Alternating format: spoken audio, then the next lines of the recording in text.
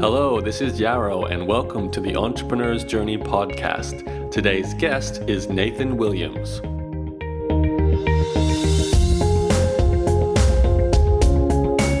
Hello, this is Yaro Starak, and welcome to an Entrepreneur's Journey podcast interview.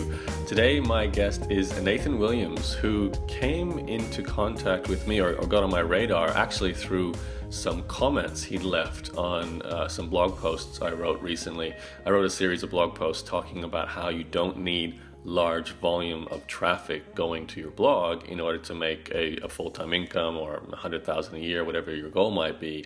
And Nathan actually made comment that he's making a full-time income from his blog, and he does average around 200 to 300 visitors a day. So he's kind of like proof of this concept. So I had to invite him onto this podcast to explain how he's able to make a full-time income from such a small amount of traffic going to a blog, which is definitely a bit counterintuitive to what most people think, that you need to have big numbers blogging in order to make big money. So Nathan, thank you for joining me on this interview. Absolutely. Thank you for having me, Yaro. So just to clarify, Nathan, you are a poker player and you teach people how to play micro stakes, right? That's your sort of niche in poker. Is that correct? Yes, absolutely. I mean, I would consider myself, I was a full-time professional poker player for about 5 or 6 years. I don't consider myself full-time anymore. I'm a lot more on the teaching side of the game, but playing it still is still a part of what I do, yes. Just to clarify for people, what exactly do you mean when you say micro stakes?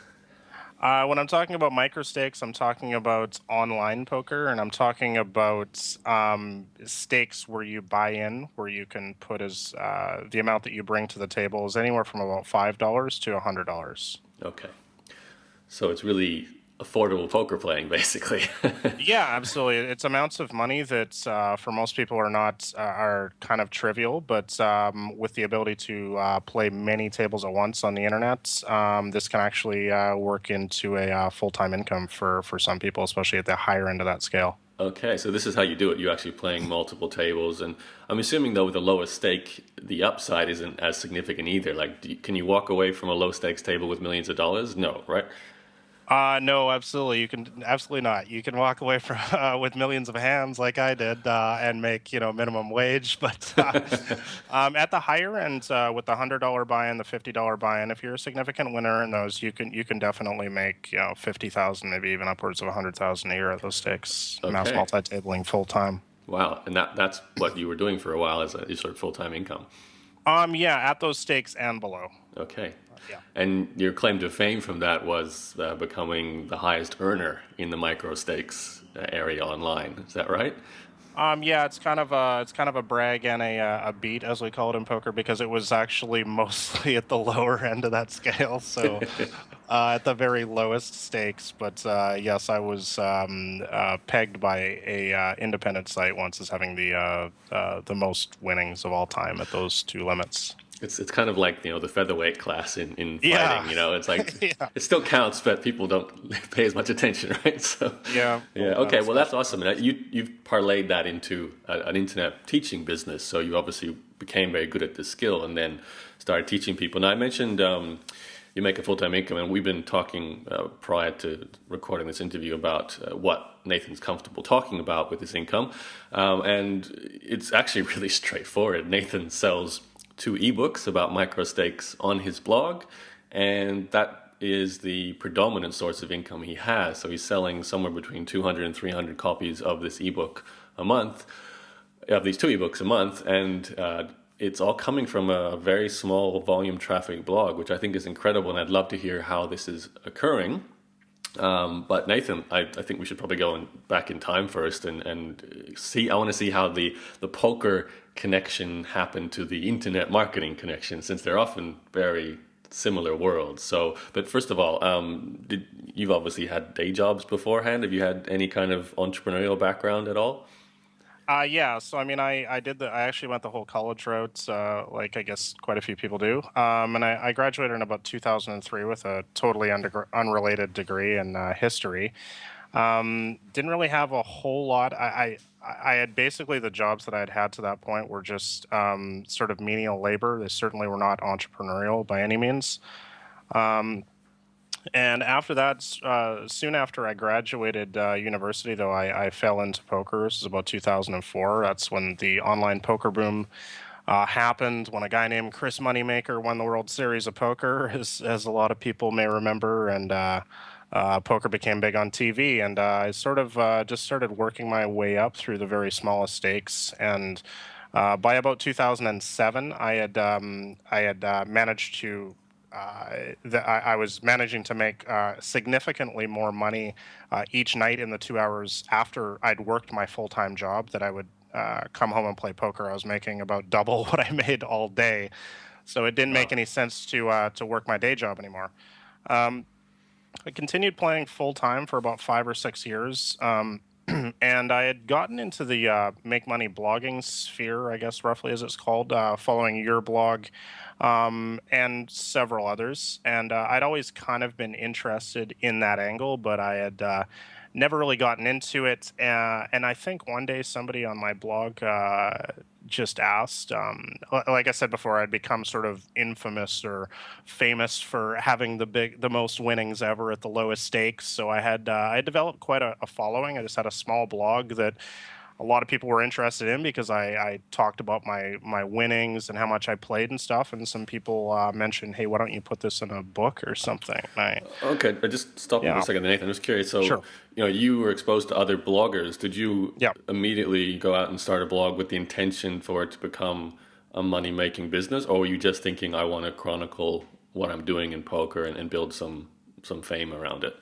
Yeah, absolutely not. In fact, my blog has actually been on the internet for 7 years, and for the first 3 years, I actually didn't even release my poker screen name.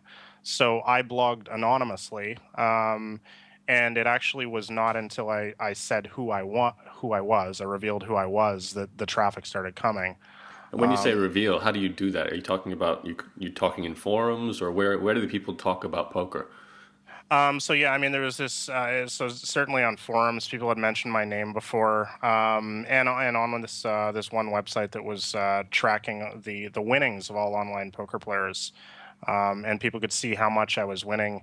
And I came out with a blog post one day and basically just said I am that person, and then a lot of traffic started coming over to my site. Right. So for people who are curious, it's blackrain79 and .com is the website address that you write this, and that also is, I assume, the name that people would have seen at the top of these rankings, but not known who it was. And then you came out and said that was you.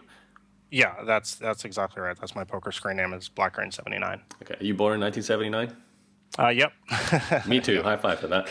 Cool, for sure. 35. All right. Yeah. Big year. So, okay, so you announced yourself to the world that you're this guy, and thanks to this independent site that was showing people winning, and you were appearing at the top of the micro state, so you're the featherweight champion of poker, that got some attention, and then people actually paid attention to your blog then, right? So did you sort of start thinking then, all right, maybe now is the time to start selling something? Like, how did that transition? And also, how did you were you even aware of the possibility? Like, did you stay in touch with the my blog and the Make Money Online area to know that you could do all these different business models with the blog?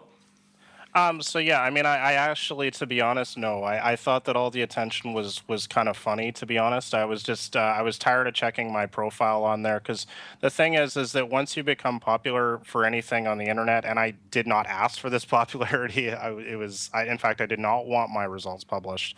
You started getting people that haters, right? And I was tired of listening to them, so I figured if I got all the traffic over to my blog, I could stop reading all the crap.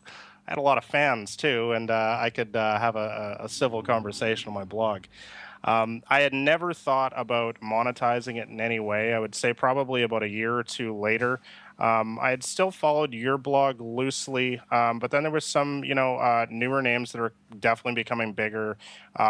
People like Pat Flynn, Derek Halpern, Social Triggers, and I certainly was very interested in that whole make money online type thing.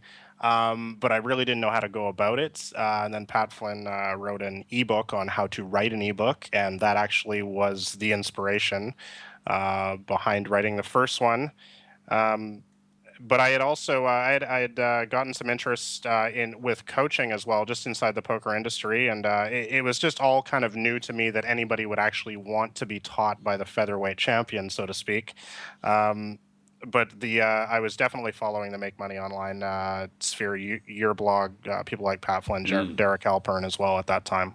I can imagine Pat having his first success being an ebook about the architecture Absolutely. exam must have been such an obvious correlation to what you thought you could do. And if I remember right too, Pat's first blog was actually another example of a small traffic blog with selling a lot of product. I don't think it was quite as small traffic as yours sounds like it is, sort of 200 Yep. to 300 visitors. But again, it's this sort of consistent traffic and you're just selling this training product and you went with the ebook. So can you tell us then the next steps? Did you, well, you knew how to write an ebook because you followed Pat's advice there. What about things like email list, sales page, product launches? Where did you learn all that, or did you sort of trial and error your way through it all? So yeah, I pretty much from a lot of different blogs, just tried to figure out what I could. But when I launched my first book, I had no email list at all, and I honestly I didn't get going on it until just a year ago. Wow, Nathan, wow, And 7 years I and know, 6 years without an email list. yeah, absolutely. So is that, am I correct in saying then that your early sales of your product was without an email list? It was just the blog was making sales. It was purely just off the blog and just Wow. off word of mouth on forums. Wow, that's amazing. Okay, so maybe take us through the days you released that ebook and what you did.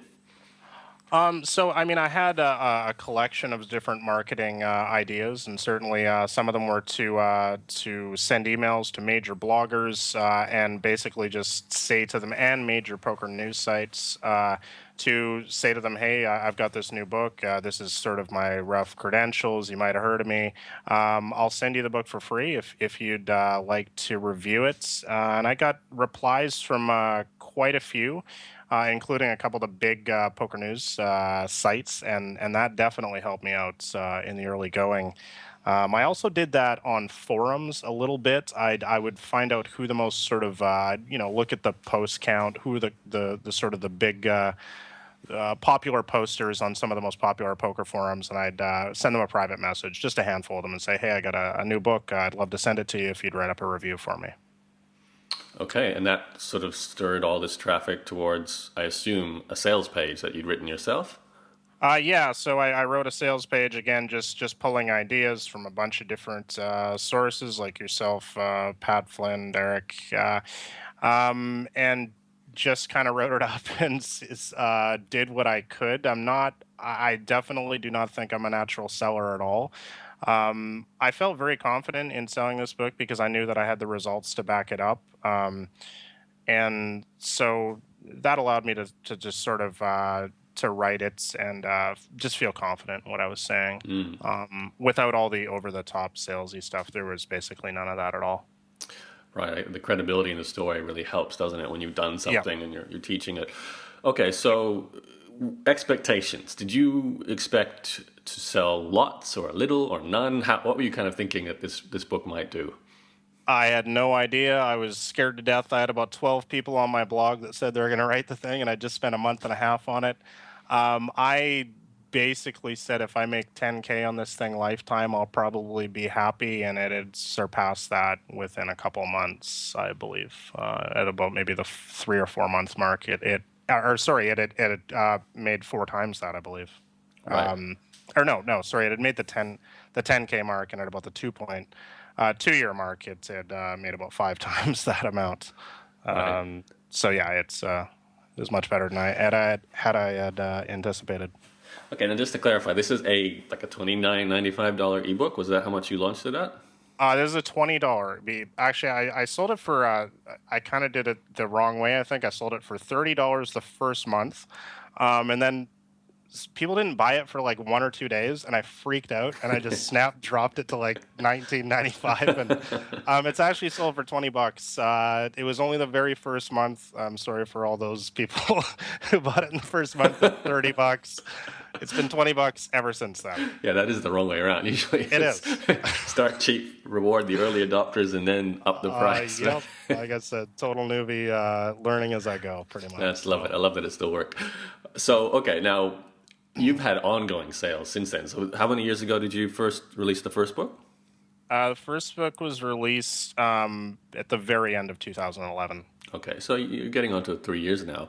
And it's been consistently selling, right, since then. It's not like, it sold through the first 2 or 3 months and then died off completely. How? Like, how do you make sales? Because they keep coming. For sure. I mean, I would say that really, this is, I kind of, like I said, with my backstory, I came in through already having sort of a well-known name and stuff, which certainly helped. But I would say that the vast, vast majority of the reason that my book has succeeded is because it's through word of mouth sales and people just saying that it's high quality. Whereas there was no launch. I mean, for my first book, there was no launch at all. I had no email list. I didn't even have a Facebook page. I had nothing. So it's not about launch at all. I'm not saying that's good. That's definitely not good. But that's really been the reason why it's sold is through quality and people saying good things about it. That's awesome. I love the fact that you literally published a blog post, probably telling people you've got this book. You had the sales page, and you just told a bunch of people that you could give them free copies. If leading people in your space, if they write a review, give them a free copy. Some of them did. They send targeted traffic back to you, and 2 years, almost 3 years later, you're still making sales. So that's incredible. But it sounds like you obviously learned a little bit about launches and things because you've recently produced a second book. Now, I'd love, before we talk about that, in terms of your blog and maintaining connection with your community, and now that you have an email list, have you just sort of been learning a bit more about internet marketing and product launches and so on, and just building in the tools and maybe, I don't know, is there anything else you're doing now that's different from when you first did it that's working well? To be honest, I mean, I'm just still learning as I go. I mean, it obviously, after 2 years, or 2.5 since the first book, I learned a lot. I mean, I had an actual email list, albeit a very small one. So I actually had something like a real launch this time. But just trying to pick up what I can from the various, sites these days in this the Make Money Online sphere. Really, trying to work with different opt-in forms for the email list. I guess I'm not really sure what else. Just trying to, and something that I've really been trying to work out at the last year or so is number one, blog more. I've been putting out about once a month, which is ridiculous. But also focusing on SEO a little bit more. Trying to focus on other platforms besides blogging, such as YouTube, and I do have a plan to probably start a podcast of my own later this year. So just being a little bit more active, involved. And I've actually doubled the traffic on my site in the last about a year, and just honestly just writing high quality SEO focused articles, and really only about once a month. Amazing. And then I guess, to be fair, when you say double, true. That is true. Yeah, I do want to put that caveat in there to go from 100 people a day to 200 people a day. Exactly. Yeah. Yeah. No offense, but that's kind of like a blip on the I know. on the It's big scale. for me. Yeah. But and do you notice a correlation with that and sales of your book? Yeah, I would definitely say so. I mean, it's definitely targeted traffic that's mostly organic, coming from Google and other sources like that. And I've definitely noticed with the doubling of the traffic, at least a 50% increase in sales, which I'd say is probably pretty good, because a lot of the traffic is, I guess, what you call cold traffic, where they don't know me and I kind of have to sell them through my content because they're just finding me through Google. Rather than a sort of one of those more high quality word of mouth things that you get on a forum or something. Right, a referral. Yeah, exactly. And speaking of which, so do you now have, like, I'm assuming you attract someone from a search result to a blog post, and you're hoping they join the Black Rain 79 newsletter, which then gives them more information, and then you are selling the book throughout those emails and those blog posts as well. Is that what you mean by building the relationship with you? Yeah, absolutely. I mean, I definitely take a super, super soft sell approach, where really, I mean, I don't really sell anything on my newsletter. I mean, unless, when I come out with a new book, and I might mention it in passing once every 10th email or something, but just really trying to provide high quality free information as often as possible. And when I do come out with a product, I'll take, the Derek Halpern kind of hard sell, I'll send them a couple emails for sure. But beyond that, I'm just trying to provide high quality information for free as much as possible. Okay, just take us through what you did then for the second book. What was different in terms of a launch, and how did that go? I had an email list this time, so that's definitely was a huge benefit. Also, I would say that my email list is very small. I don't mind saying that it's about 1,300 people or something now. But I do get really high open rates. I don't really actually know. It says the industry average is about 18%, and my open rate is close to three times that. And I think the reason is a lot of the people on my list are former buyers of my first book, so they're already fans. And also, I don't offer any kind of incentive to get on my email list on my website, which is probably not a good thing. But I would say that just the vast majority of people on my list really, really want to be on there. Um, so that really I'm seeing incentive. Top strategies for success in true. 2014. Exclusive tips on crushing small stakes poker. That's pretty. That's a good Oh, reason to join a newsletter. I guess what I meant is I'm not offering a quote unquote bribe like a lot of A free people. report, There's or yeah. no free report. There's no free video, which probably is not the smartest thing. Maybe I will get going on that at some point. Well, you know what you do. You look at your conversion rate, right? How many people visit your Yeah. site? How many people join the newsletter? It sounds like you don't have a high volume website. You don't have a massive No. email list either, and you don't know Yeah. where's the correlation. Is it increase your traffic, increase your email? But anyway, so many possibilities here for you. I'd love to talk to you about some of the things you could do, Yeah. but keep going with what you did with the launch. So absolutely. I mean, I just really focused heavily on the year up to it, just providing tons of high quality information to the list.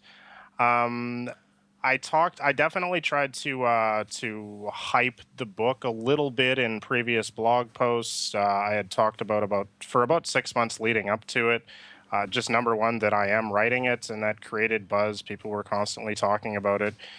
People were constantly asking me when it's going to be released, which kind of lit a fire under my ass a little bit because I definitely got lazy with it. And just in general, just building more buzz, trying to get involved with social media a little bit more. I'm still not very good at that, but and really, just the biggest thing is just having a name this time. As being a known poker author, I was actually kind of laughed at by a couple people in the beginning with my first book, especially because it's the featherweight champion. Who needs to read about those stakes, right? Whereas I think I was taken a lot more seriously with this book. It also took a lot longer to write, and was far far more in depth. Um, so I guess there was just um, a lot more things going my way this time. That's for sure. And did you do some sort of scarcity, like a deadline for a bonus or a price increase or anything like that? No, I honestly have not done anything of that. I have put a promotional, just saying this is a promotional price, which I'm not actually sure if I'm actually going to raise the price. Just looking at the poker market now for poker books and sort of where the pricing is at, I'm not sure if I can raise it. But no, I really didn't use. I'm really just. It's not that I'm anti hard sell. It's just I've been kind of. I've always felt that I don't need to do that too much, so I really try to stay away from as much kind of that kind of Sure. stuff I mean, for better. you sell 300 copies a month, then that's fine. Maybe if you drop to 10 a month, you might start thinking, okay, I need to do For sure. something different, right? Oh, It's always about results. absolutely. And on that sort of thread, have you? I'm sure you must have thought about this, but additional products like, I know you don't want to do coaching. You did coaching. You sort of are looking more for the more passive selling type products, but it's certainly a course, recorded webinars, that could be a higher price product. I know you don't want to do coaching, but maybe a membership site that drip releases content, watching you play, like recording you playing poker. I don't know if you can legally do that. Have you thought about creating these sort of additional products to have some kind of back end after these ebooks that sell so well? Yeah, definitely. I mean, right now, I mean, my entire goal for certainly the rest of this year is just to traffic build because, I asked myself if I can do this with 200 to 300 uniques a day, what could I be doing if I could even double that? So really, that's kind of my main goal right now. And I just spent, honestly, 6 months of every day on this second book. So I'm a little bit not looking to release a new product right away, Gotcha. but absolutely with some sort of course, maybe some sort of group coaching webinar, or possibly even a membership site. Those are all things that I'm definitely going to be interested be looking into in 2015. Yeah, I was going to say that 300 customers a month, that's a lot of customers, and you only need to have a small percentage of them buy the other products. And it's, as I wrote about in that series that connected and resulted in this interview, it's easier to sell to existing customers. So even by growing your traffic, you're trying to sell to new customers. So you probably got a lot of latency within your existing customer base. Like that email list you have of everyone who's bought your products, that's very valuable. Like I think you could do really well with that. But obviously that I know what it's like to get burnt out on product creation too. After you've put a lot of work into one product, you're like, you know what, I just need to have a break and not create any more, not create any more for a while. Excuse me. So then going forward, Nathan, it sounds like we've covered what you've done so far. You've built a blog. You've just started your email newsletter in the last year. You've got 2 products that are selling really well. You're living in Thailand, and your books are covering more than your living expenses, full-time income there. And obviously people can do the math. 200 to 300 book sales of a $20 to $30 book will cover most countries in terms of living expenses. So you still play a little bit of poker, and I know you've told me you do a bit of coaching or producing of content for some other training sites as well on the side, just to, I guess, keep your name out there and so on. What's your ambitions here? What would you like to see the business become? It doesn't sound like you're trying to get to the $1 million information publishing business here. You're a bit more relaxed about things. Yeah, I mean, there's actually 1 or 2 examples in my industry of super, super hard sell guys. And I'm not, I mean, I'm not privy to their, to how many books they sell. I think they sell a lot more than me though, or they have at least in the past, but they've also generated a lot of negative kind of, a lot of negative fanfare or something around their names. And so it's been easy for me to sort of stay away from that and sort of be the guy who's not all about flashy advertising and perhaps outdated or maybe not good information. So I mean, I'm just trying to do it with as high quality kind of approach as possible. I'm certainly not trying to be a millionaire trying to sell poker books. I've definitely got myself to a reasonable point. So I would definitely just like to continue growing this business, but also perhaps look into areas outside of poker as well. I mean, I've been following your blog and others for years and years, and really what this sort of poker business that I've created in the last couple of years has allowed me to do is the freedom to look into other areas, which is really invaluable. Mm. I love, as a sort of final thread we can talk about here, the people listening to this who haven't created their first product and have a blog. They might have a blog and they're probably thinking, actually, I don't see it as too hard to get to 100 to 200 visitors a day to a blog, obviously. But they're concerned with selling the product, creating the product, and so on. Can you think back over all you've done so far? What has been most responsible for selling that kind of volume to such a small audience? Can you think of any, like, the top things that you've done? I know you mentioned already your own credibility is important. having that story, of course, and you connecting to other leaders in your market really helped you to get the referrals going. But it's more than that, because you keep making sales. You keep finding new customers. So what have you done well that you would recommend other people try to emulate?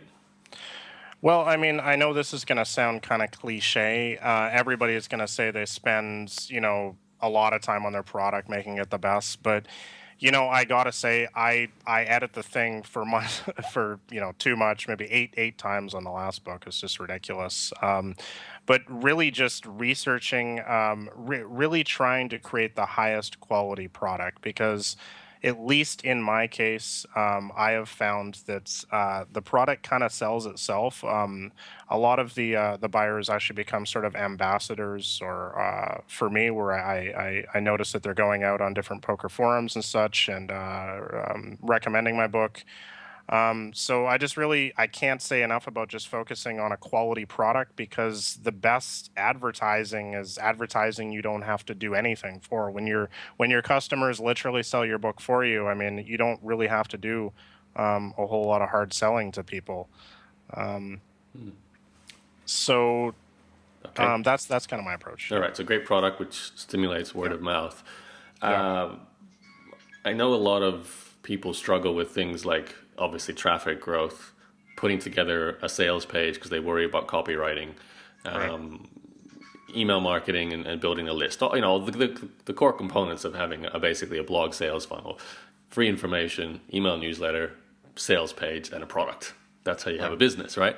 Have Yeah. you got any advice in terms of how you went about doing all these things? Because it doesn't sound like you certainly didn't hire a copywriter. You didn't have an email list to begin No. with.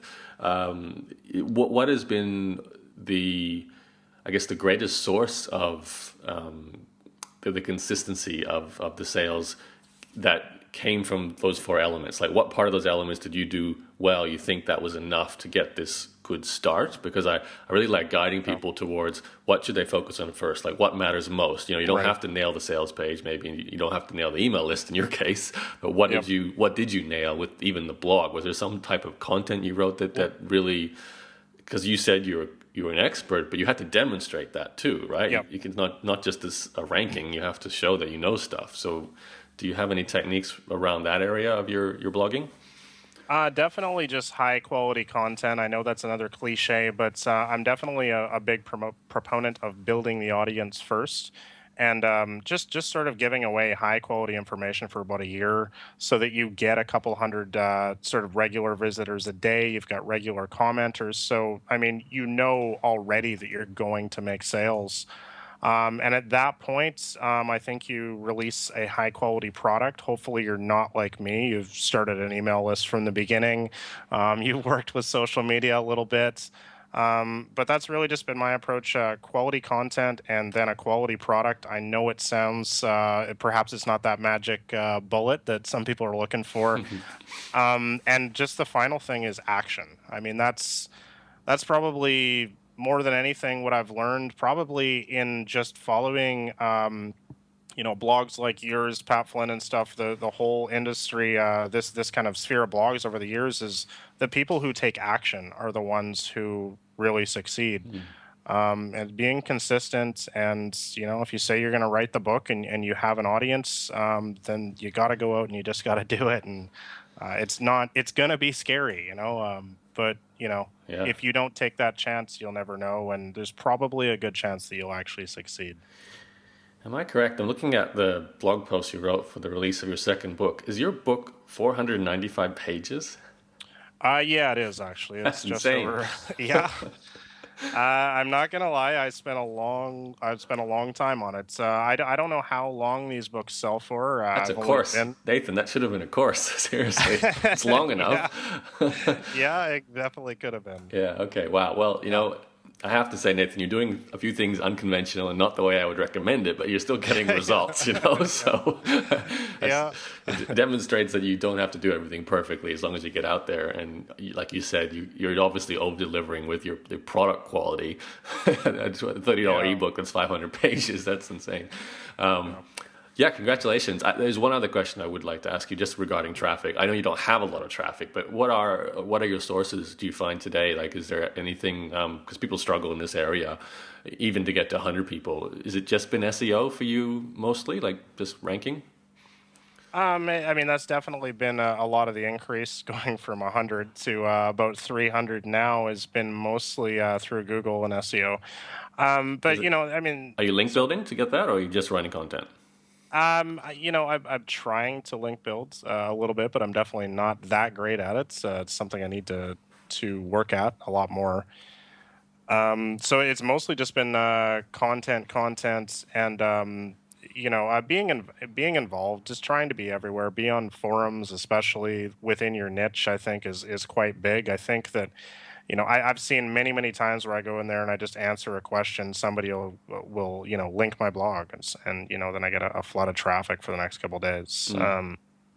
So, but I would say that quality content has been by far the number one reason why my blog traffic has increased over the years. Yeah, I'm looking at your blog post today, the one that you published most recently, and it's looks like a good 2,000, 3,000 word post. So you're not Yep. you're going for the quality over quantity approach, pictures, which is Yep. exactly what you should do today. And even if you publish once a month, it's better to have one really solid post a month than a bunch of 400 word articles that don't really do anything for anyone. And those are the kind of posts that get shared in forums and places like that too, which is why you do it, right? Yeah, I totally agree, and most of the top posts that get the most traffic through Google are those 2,000 to 3,000, maybe even 4,000 length posts. I follow another blog that your listeners might be aware of, Viper Chill with Glenn Alsop with, Yeah. and he's definitely a big proponent of those sort of massive once a month. Upwards of 5,000 word blog posts, and I've been kind of using that style for the last couple of years, and I would say that it's worked out well. But I'm definitely trying to mix in some smaller posts as well, to just get some more content on there.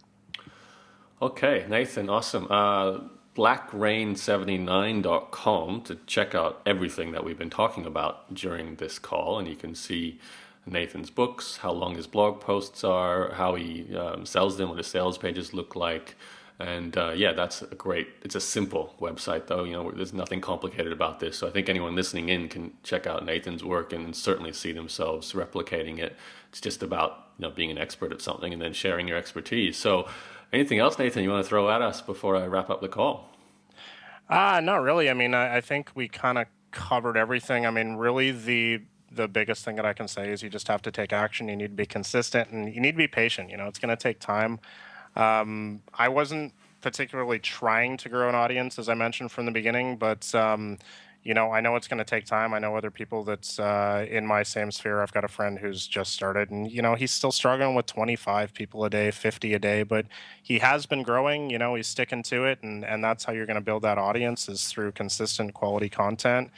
And then release that product and just make it happen. And it's definitely possible. Yeah, I love it. I love the fact that you had something valuable to say.